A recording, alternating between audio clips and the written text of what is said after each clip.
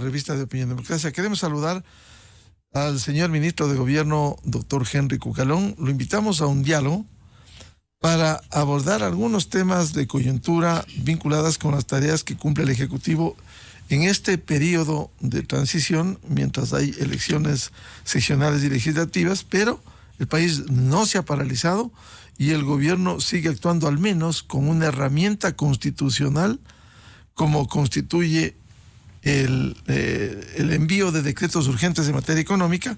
Ha enviado dos nuevos decretos urgentes, el uno que es muy importante para los estudiantes, el crédito estudiantil, que ha tenido problemas durante los últimos años, y el otro, la reestructuración empresarial.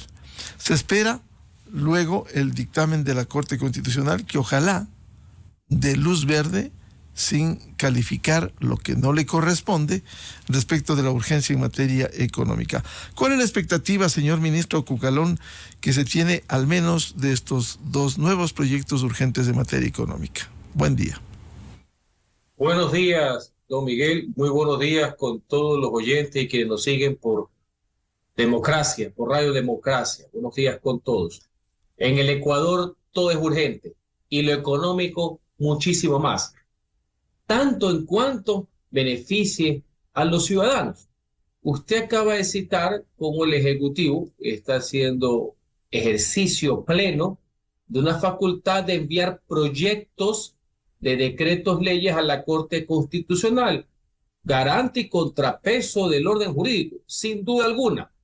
De la calificación de urgencia económica, eso es prerrogativa del presidente de la República en un régimen presidencialista. ¿Y cuáles son estos dos últimos proyectos de decreto ley que esperemos? Dentro del plazo que ahora la Corte se ha determinado, que son 30 días, pero esperemos que lo hagan muchísimo menos. Estos dos proyectos, uno tiene la línea de que sea un proyecto de ley para la reestructuración de empresas de insolvencia. Es decir, entrar a una figura de régimen empresarial mucho más eficaz y mucho más eficiente, donde se proteja al crédito y que en el caso no consentido de que exista una liquidación, esta sea absolutamente ordenada. Esta es una gran reforma en la práctica del régimen concursal ecuatoriano. Todo lo que tiene que ver con el concurso preventivo, que data, calcule usted, desde hace 26 años que no tiene reforma alguna. O sea, es una protección empresarial para ir, en el buen sentido de la palabra, vía normativa, al rescate de las empresas que pueden ser viables, sí. Y eso es importante por toda la crisis económica que se ha vivido. Recordemos el arrastre que tenemos en la época de la pandemia, e inclusive puede ser una alternativa en el caso de que, Dios no quiera, esto avance con relación al evento denominado de El Niño. El otro proyecto de decreto ley que se ha enviado el día viernes a la Corte Constitucional tiene que ver con todo el apoyo financiero que da el Estado a todo el proceso, a todos los estudiantes que han estado coactivados por el tema de los créditos educativos, becas y ayudas económicas que se entregaron en su momento.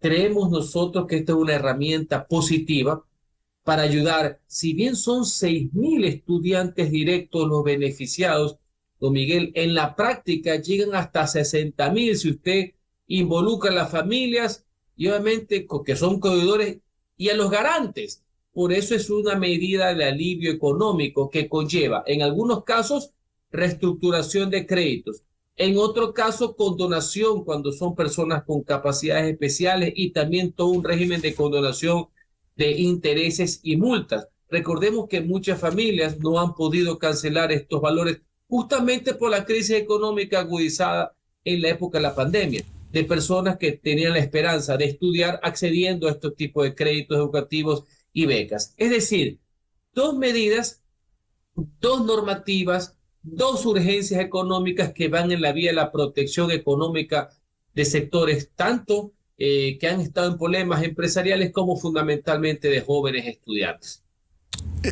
Al menos el decreto del crédito educativo es fundamental concienciar sobre esta urgencia cuando deudas vencidas según Cenecit por $69.5 millones y también 6.254 operaciones, 60% no cuenta vigente con un convenio de pago. Es decir, esto demuestra la importancia para el sector estudiantil que con la urgencia del caso la Corte dé luz verde.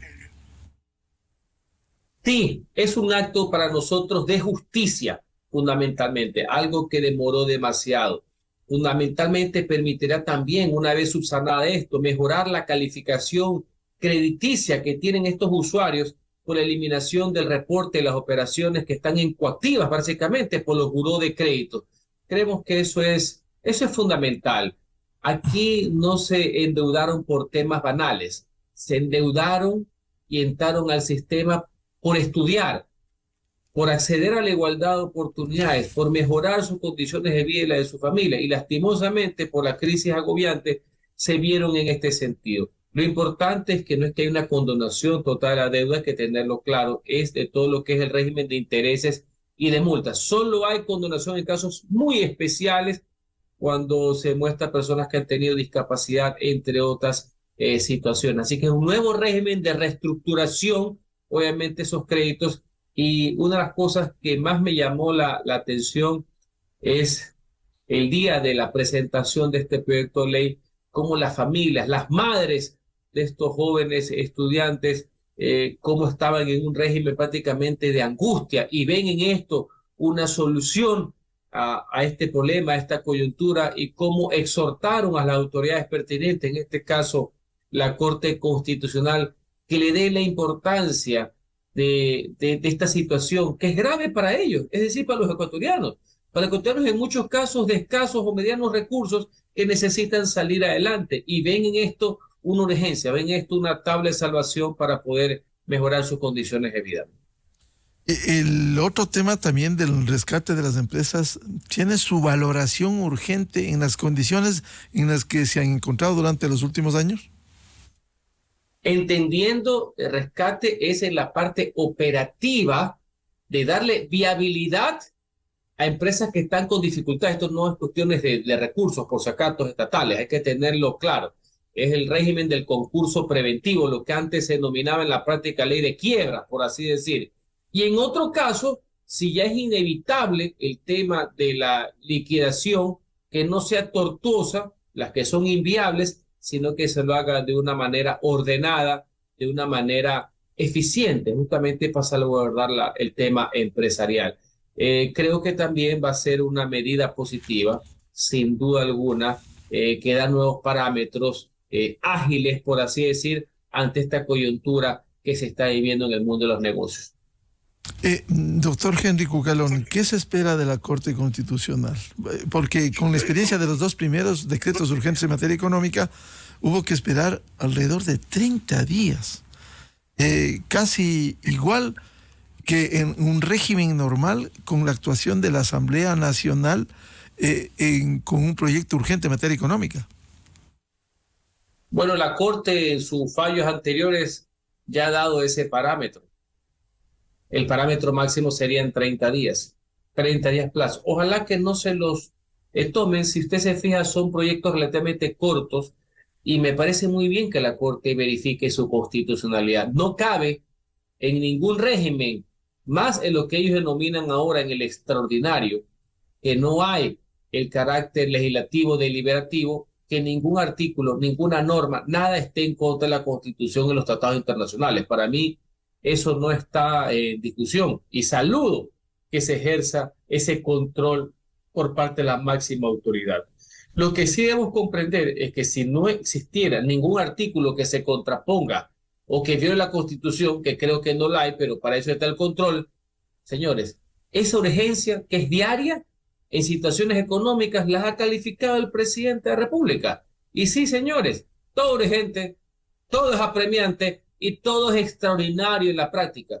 No se siente que hay problemas, entonces no puede haber inacción por parte del Ejecutivo. Entonces, en varios frentes que tienen que ver obviamente por lo económico, porque no le puedo enviar un régimen de reformas penales, nosotros quisiéramos, pretendemos que la Corte Constitucional se ponga del lado de la Constitución, sí, y fundamentalmente del lado de los ciudadanos, no del gobierno, de los ciudadanos.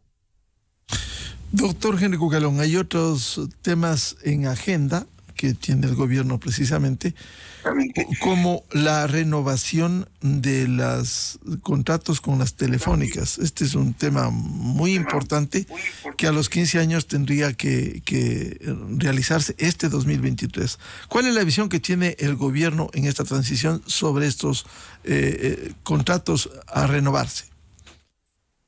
Bueno, yo lo primero que quisiera decir, porque entiendo que hay varias situaciones poco más haciendo ruido, es de darle un mensaje a los ciudadanos, al pueblo ecuatoriano. El gobierno está velando por sus intereses. Corresponde la celebración de nuevos contratos por el vencimiento de la operación telefónica celular. En ninguna variable, en ninguna circunstancia podrá existir paralización del servicio. El gobierno garantiza la continuidad del mismo. Digo esto y de forma clara y precisa porque se escuchan ciertas cosas por ahí tratando de alterar el ambiente, como que si hay demoras o no, no hay servicio de telefonía celular. Señores, eso no es correcto, eso no existe, esa posibilidad, está absolutamente garantizado el tema. Así que lo que va a hacer el gobierno nacional y está haciendo, más allá de momentáneas suspensiones de negociaciones, es dejar, y lo está haciendo, la estructuración absolutamente legal del tema, lo que sea el contrato, y el gobierno tomará la mejor decisión que beneficie al usuario, en este caso a los ciudadanos. Millones de ecuatorianos que están suscritos o utilizan este tipo de telefonía celular. Garantizada la continuidad y la prestación del servicio. No hay ningún límite ni óbice legal que vaya en contrapunto a eso de ahí. Es decir, garantizado el servicio, pero... Absolutamente. Digo esto, don Miguel, porque usted tiene bastante llegada, influencia, porque algunas personas por ahí, con algo de desconocimiento, no quiero decir mala fe, andan diciendo de que va a haber una parálisis del servicio por el tema de la prolongación o no negociación o no suscripción de cierta fecha. Jamás un servicio público como este va a ser descontinuado. Y la firma de los contratos de renovación, sin perjuicio de esa garantía de que no se paralice en ningún momento el servicio de las telefónicas. Se lo hará en el momento respectivo. Ya hay consultas jurídicas al más alto nivel, incluyendo la Procuraduría General del Estado, en lo concerniente a las fechas, por si hay una prórroga o no, porque no puede haber ninguna afectación. Lo importante, alejado de todo extremo, es que la decisión que tome el gobierno, que debe tomarla en esta negociación y suscripción, sea la que favorezca a los intereses de los usuarios, en este caso son los ciudadanos, los miles y miles, millones de usuarios que tiene, que es el pueblo ecuatoriano. Esa es la obligación que tiene el gobierno. ¿Y cómo ve el señor ministro Cucalón este momento político que vivimos, forzado por las circunstancias, el cierre de la Asamblea, estas elecciones presidenciales y legislativas del 20 de agosto próximo? Bueno, una de las cosas importantes de esa decisión que se tomó el 17 de mayo, ante la grave crisis política que se está viviendo por parte de quienes confundieron la fiscalización por obstrucción, que son ciertos elementos de la Asamblea Nacional, es que a la par conllevaba con medida para zanjar esta crisis unas elecciones de diputados, de asambleístas y presidenciales anticipadas. Como le he reiterado a usted, yo saludé como inmediatamente tomada la decisión, algunos actores políticos dijeron, vamos a las elecciones, vamos a las candidaturas. Se podrá estar de acuerdo o no, son gustos y colores, pero eso es importante, porque no solamente contaba la legalidad, sino la legitimidad de la decisión. Y ahorita estamos ya en un proceso, en una lid electoral, 8 candidatos, etcétera, lo cual demuestra que la medida fue eficaz, que la medida fue oportuna en ese sentido. Yo sí quisiera, y esa es nuestra garantía, por así decir, como gobierno nacional, de lo que será el traspaso democrático y ordenado del poder, es que obviamente todos tomemos más allá de las tarimas o de los WhatsApp, que es lo que le pega a algunos, quisiera más contenido, más temas de fondo, porque los problemas del Ecuador son acuciantes en materia justamente de seguridad, de economía, entre otros. Nosotros cumpliremos en el sentido de darle la información y la documentación fehaciente, fidedigna de la situación del Ecuador para que puedan tomar las mejores decisiones, que en algunos casos van a tener que tener un mínimo de continuidad porque son políticas de Estado que trascienden a los gobiernos. Solo así se puede encontrar solución a grandes males. De cualquier manera, el gobierno mira respetuoso este proceso más allá de los resultados que debieran darse el 20 de agosto y si hay segunda vuelta presidencial. Así corresponde en un Estado de Derecho, así corresponde en un régimen democrático, la absoluta independencia con las otras funciones del Estado, principalmente con la electoral. A nosotros lo que nos interesa es que impere el sufragio libre, la libertad electoral, la ninguna interferencia de poderes, por así decir, para que sea el ciudadano que de forma libérrima pueda adoptar la mejor decisión de todas. Claro que siempre hay un debate, yo no voy a hacer abstracción de aquello, de que nos interese más allá de los matices, obviamente un sendero absolutamente de valores democráticos y republicanos, bajo ningún concepto, y peor con maquillaje alguno, cualquier tema autocrático. Yo, Henry Cucalón, siempre daré la batalla de las ideas contra cualquier cuestión que suene a populismo, polarización y posverdad. Y eso no tiene dueño ideológico, porque eso campea tanto en la extrema izquierda como en la extrema derecha. A eso siempre le haré frente político, frente conceptual, desde cualquier esquina, por así decir. Pero en todo caso, viéndolo institucionalmente como corresponde, hasta ahorita avanza el proceso de calificación de candidaturas, etcétera, un proceso ordenado. Esperemos que haya más batalla de ideas y menos batallas de WhatsApp. Esto es importante, tomar conciencia más allá de los candidatos en el ejercicio de un voto responsable, libre pero responsable, no presionados por las redes sociales en donde es evidente que circula mucha basura, señor ministro. Claro, peor en un régimen de posverdad, donde se ponen de acuerdo unos para decir que es de noche cuando todo el mundo sabe que es de día y los rayos del sol le pegan en la cara. ¿Ya? Y más cuando eso se hace desde poderes económicos y poderes políticos. Ahora es donde mucho más debe imperar el discernimiento de la ciudadanía, informarse a través de medios obviamente formales, que son los que canalizan las cosas. Yo no digo que las redes sociales no son unas herramientas válidas, pero son mecanismos de difusión, no es lo que genera el contenido. Hay gente que quiere trastocar ese orden de ideas. Pero señores, con los destinos del país no se juega. Esto no es una jugarreta barata. Esto es un tema que hay que afrontarlo con muchísima seriedad.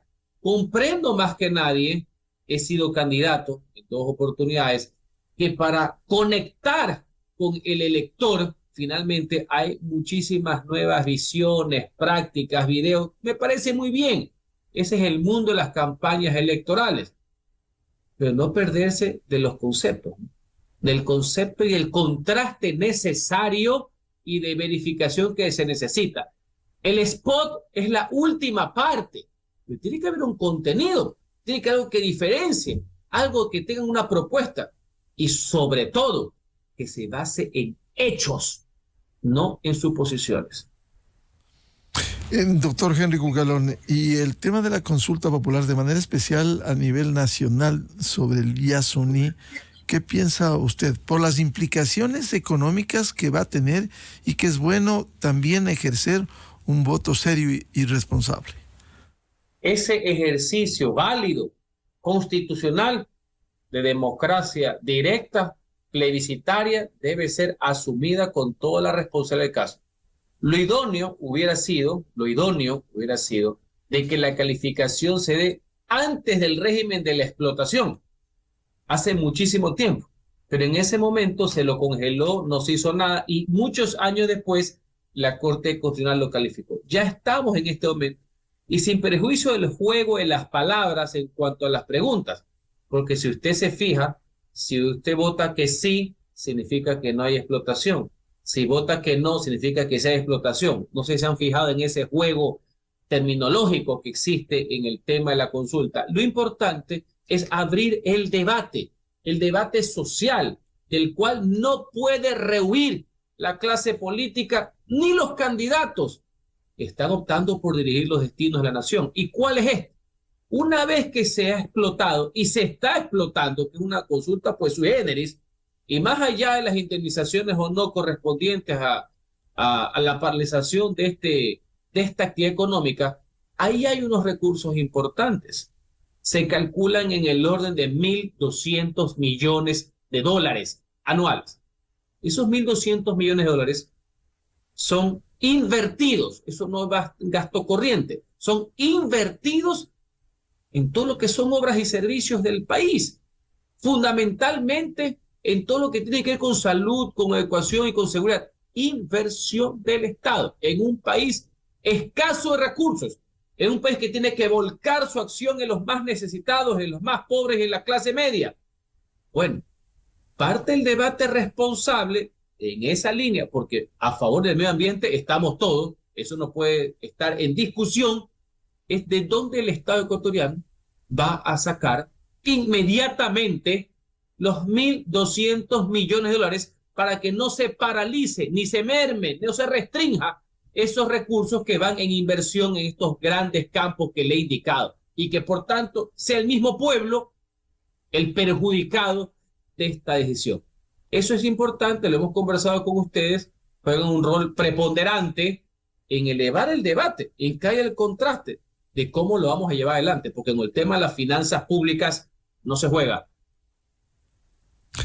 De cualquier manera habría que buscar alternativas, porque es fácil poner, como se ha planteado, con la anuencia de la Corte Constitucional y el paso que diera el Consejo Nacional Electoral a un tema delicado, porque en el caso de los recursos públicos hay que compensar si hay una reducción de ingresos, que algún sector se va a afectar en el destino de esos dineros, señor ministro. Pero por supuesto, de lo que debe ser un desarrollo de explotación responsable, respetando medio ambiente, y entre todos los que ha existido últimamente, este es el que más controles tiene, ojo, porque es de los recientes, entre otras cosas, y por toda la cautela que existió. Recordemos que en el tema del Yasuní, el ITT, antes de llegar a esto, hubo toda una posición que tuvo el gobierno de turno de que para no explotarlo, haber tenido los recursos necesarios, y finalmente el tema de los fondos, el tema de la ayuda internacional no existió en la medida de que se quería. Entonces ya cuando se llegó a esto, para tener los recursos necesarios a favor del desarrollo en un pueblo pobre, señores, tenemos que sacarlo adelante, salir de la pobreza, que esa es nuestra misión cardinal, por así decir, se hizo de mejores maneras. Entonces, eso para mí obviamente no está en discusión, en debate. Pero si esto va una línea, poco más que no exista nada, cuando ya se está explotando, si es ver cómo va a ser lo que se denomina el sacrificio fiscal, cómo se va a manejar fiscalmente este tema, el problema fiscal que se genera, y hay alternativas de todo orden. Qué importante sería debatirlas, escucharlas, y obviamente va a ser la base para que el próximo gobierno en la práctica tome una decisión, porque algo hay que hacer, porque la plata no sale por arte de magia, señores, eso es irresponsabilidad y la peor ralea de populismo que puede existir. Señor ministro, hay otro tema importante que quisiera plantearle respecto de, se ha escuchado voces en este proceso político electoral de la posibilidad de retomar un juicio político al presidente una vez instalada la Asamblea Nacional.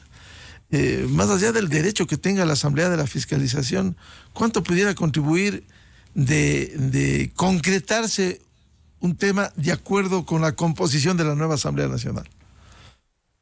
Mire, es un tema que se escucha desde el mismo 17 de mayo, sino que de vez en cuando, ahora que están en candidaturas, los que estuvieron en la asamblea disuelta vuelven con la misma cantaleta. Como lo he manifestado, veo mucho fanatismo y pocas luces. Y sin perjuicio que jurídicamente lo veo bastante complejo, por así decirlo, ya me dirán que en el mundo político se puede tostar hasta el granizo. Pues yo le tengo a usted respuestas jurídicas y también pues ante eventualidades, porque ni usted ni yo podemos suponer lo que vayan a hacer ni el cómo, también tendrán respuestas políticas. Eso es lo que he manifestado con el respeto que merecen todos, porque no ha de ser que no vamos a dejar ver la cara. O sea, una vez más, estos señores, estos caballeros, piensan que uno tiene que entrar a la pelea con las manos amarradas y eso no lo vamos a permitir jamás. Hago una digresión jurídica porque con mucho simplismo, por lo cual caracterizan a algunas personas que hacen mala política, dicen, bueno, retomamos la votación y ya, y se acabó. Bueno, les hago un pequeño remember. Al día 17 de mayo se encontraba en debate después que el presidente de la República había ido y ejercido su defensa, su derecho a la defensa. Debate donde estaban inscritos decenas de legisladores. Iban, si bueno, no me es ingrata, iban por el legislador 30 o 40, por ahí. Yo quisiera saber, más allá que algunos legisladores o ex legisladores viven en un multiverso, yo quisiera ver cómo van a retomar en ese minuto el debate con unos asambleístas que ya no están. No es si solamente los reeligen o no, ya no están, porque ese fue el momento en que se disolvió la asamblea. No para votar ni aplastar el botón, señores. El multiverso no les da para tanto. No pueden mover y aterrizar donde el multiverso les da la regalada gana. No, no es así. Así que yo quisiera saber, en la parte jurídica, en la parte política, aquí puede pasar cualquier cosa. Pero en la parte jurídica, yo quisiera saber cómo van a retomar el debate con asambleístas que ya no existen, cerrar el debate, porque tienen que cerrarlo, convocar como establece la ley, que hay plazos, ¿me explico? Plazos para convocar a votaciones y finalmente votaciones. Todo esto en el margen de 10 días. Todo esto en lo jurídico. Y remato con algo. Más allá que yo sé que a algunos no les importa absolutamente nada contar es saciar una mezcla, un cóctel de odio y rabia, hay un precepto jurídico que es la continencia de la causa. Uno debe saber de qué es acusado, por quién es acusado y quién es su juez natural. Entonces resulta ser que una vez más, que este fue uno de los temas por los cuales llegamos a la crisis política, uno de los elementos por los cuales hubo las consideraciones de cómo se manejó todo, 4 intentos de derrocamiento en 22 meses. Yo quisiera saber cómo es que a uno los van a jugar con jueces distintos. Cómo es que a uno le cambian los integrantes de quienes son sus juzgadores y el proceso continúa. Entonces, mire, yo le puedo pasar toda la mañana contando variables jurídicas y por ahí alguien me dirá que esto solo es político, entonces con la teoría que todo esto es político, que vengan, hagan lo que les regale la gana y viva la fiesta. No, señores, así no se juega con los intereses del país. El país quiere que todos aunemos esfuerzos con diferencias y discrepancias incluidas para sacar al país adelante. No sé si sea lo más conveniente ahogar en esta vorágine de pasiones en el lapso de 10 días, cuando todo el mundo esté interesado en que la Asamblea elija a sus autoridades, que haya un nuevo presidente electo por prepararse y asumir el poder de la nación con los graves problemas y sacrificios que eso conlleva.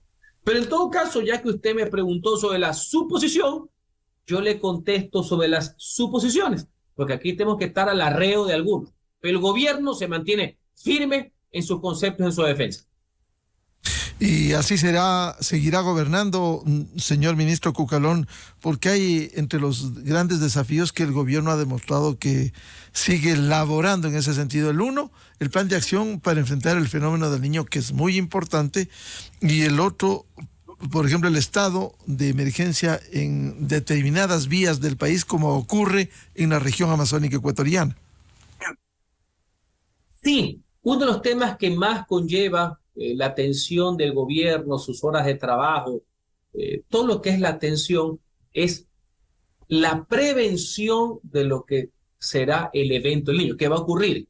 Lo que está por determinarse es la magnitud del mismo. Ojalá que no sea de alto nivel. Y en esto, y usted lo sabe de primera mano, en una labor de racionalidad se ha integrado a todo lo que es el Ecuador.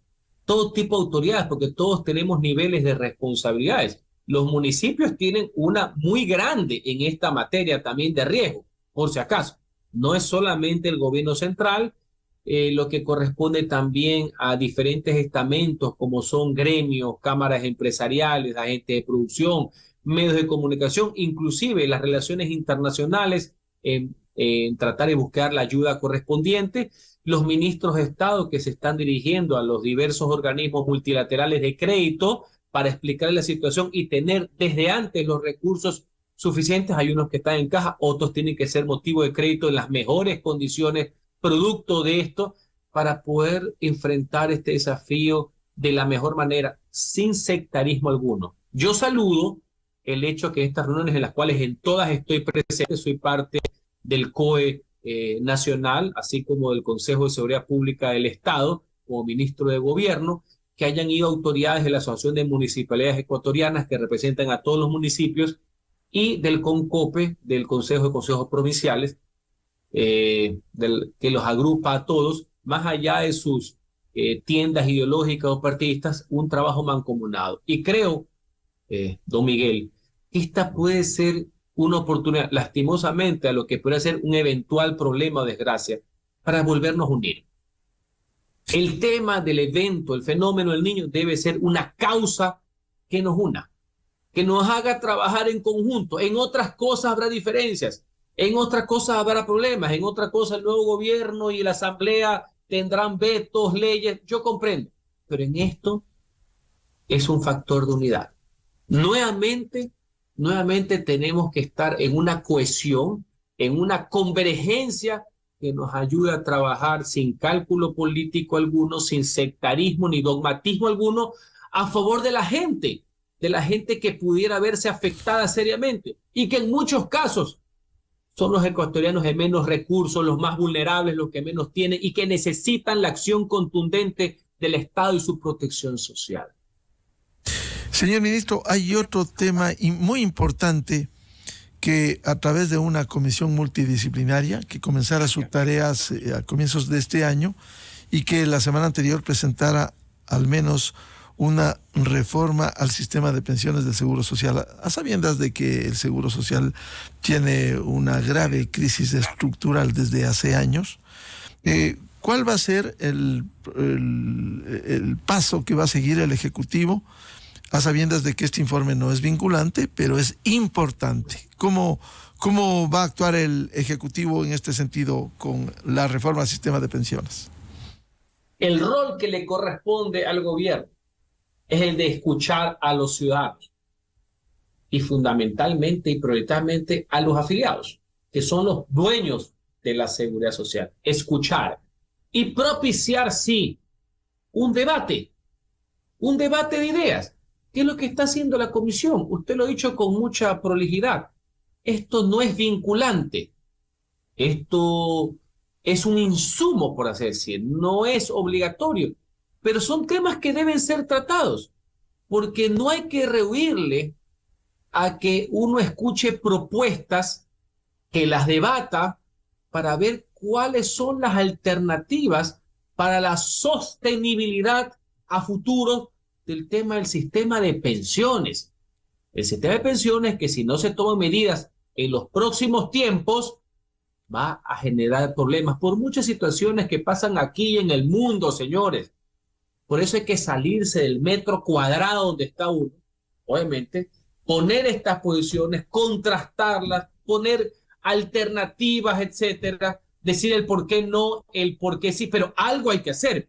El inmovilismo no va a llegar a la sociedad ecuatoriana a ningún lado. Y los temas serios hay que afrontarlos, no esconderse de aquello. Así que ese es el momento idóneo, y más ahora que hay elecciones. Por ahí unos desfachatados dicen que este es el peor momento. No, al revés. En las elecciones son los candidatos que tienen que tratar los grandes temas. No solamente el TikTok, es los grandes temas y el TikTok también. Las dos cosas. ¿Me explico? No hay que huirle al debate. No hay que esconder las neuronas, hay que sacarlas. Es al revés la ecuación. La gente está ávida de saber cuáles son las ideas, cuáles son las posiciones de vida, filosóficas, conceptuales, de ejecución y con los antecedentes. Es muy difícil hablar de honestidad cuando cierta gente tiene pasados truculentos, por así decirlo, que no saben ni sumar ni restar y dicen que son expertos en matemáticas. ¿Me explico? Entonces, esto para mí es válido. Es válido. Para eso son las campañas, señores. Para que le pregunten a los candidatos qué piensan hacer en materia de seguridad social, qué piensan hacer con el tema del Yasuní. También que les pregunten sobre posiciones de vida en cuanto a los derechos de las personas. Para eso son, no para esconderse en comunicadores, ni para ir a los debates tibios y aguados de preguntas genéricas. No, señores, para eso no es la política, señores. Yo por lo menos no creo que sea la política. Siendo importante este tema del Seguro Social, señor ministro, luego de este debate del que usted ha hablado, que el gobierno convoca efectivamente para escuchar el mayor número de voces, el Ejecutivo podría pensar luego, cuando haya Asamblea Nacional, de presentar un proyecto de reforma al Seguro Social. Recordemos que cuando haya Asamblea Nacional, este gobierno y esa asamblea solo van a convivir 10 días. Es muy poco tiempo. Creo que los temas trascendentales del país requieren que haya también certezas y estabilidades. Más allá que no rehuyo al ejercicio pleno de las facultades presidenciales y del Ejecutivo en cualquier momento.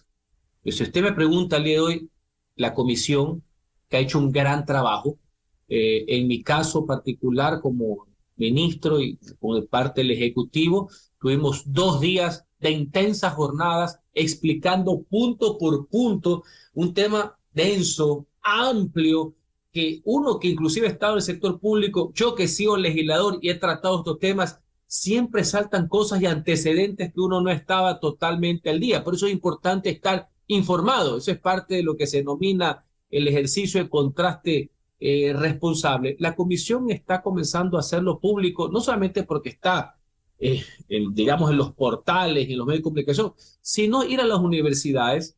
Yo creo que eso es importante.